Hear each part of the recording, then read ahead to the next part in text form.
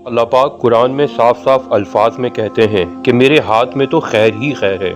मतलब आपकी और मेरी ज़िंदगी में कोई भी मुसीबत आए, किसी प्यारे का अजीज़ का इंतकाल हो जाए, माली तौर पर हम कंगाल हो जाएं, कोड़ी कोड़ी के मोहताज हो जाएं, ये सब मुश्किल हालात भी अल्लाह की तरफ से खैर ही खैर है ना अजीब बात। हम अक्सर देखते हैं कि जुल्म करने वाले, नाहक कत्ल करने वाले, ताकत से लोगों की ज़िंदगियाँ मालो असबाब हड़प कर जाने वाले दुनिया में खूब तरक्की कर रहे हैं, और ज़िंदगी अल्लाह के उसूलों पे डर डर के गुजारने वाले दुनिया में ज़लील व रुस्वा हो रहे हैं। सारी मुसीबतें परेशानियाँ उन्हीं के लिए है। सूरह कहफ में आने वाला हज़रत मूसा और हज़रत खज़िर का वाक़या इन सब गुत्थियों को कैसे सुलझाता है, आइए देखते हैं। लेकिन एक मिनट पहले मेरे चैनल को सब्सक्राइब कर लें। मैंने ये चैनल पैसे कमाने के लिए नहीं बनाया है। मेरे चैनल को सब्सक्राइब करके मेरे हाथ मजबूत करें और कुरान सीखने सिखाने वाले बन जाएं।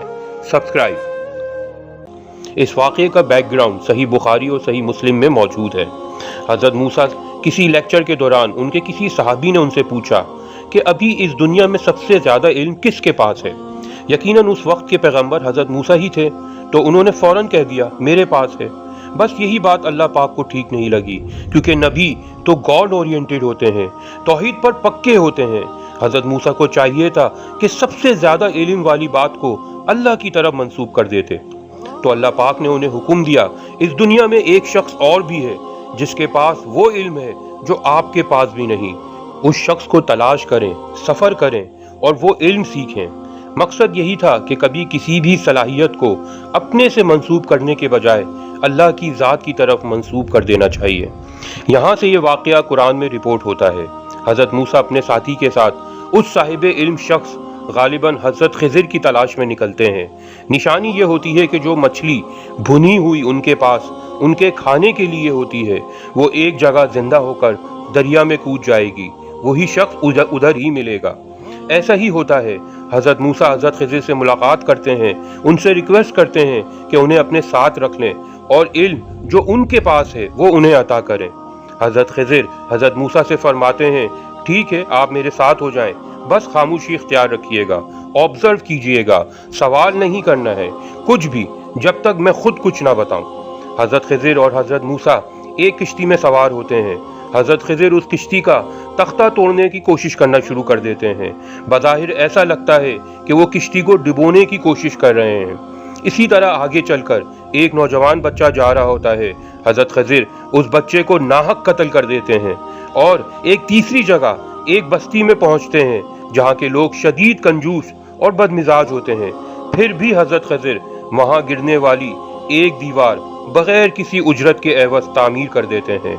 इन तीनों वाक़यात पर हज़रत मूसा हज़रत खिज़िर से सवाल करते हैं कि आपने ये क्या किया।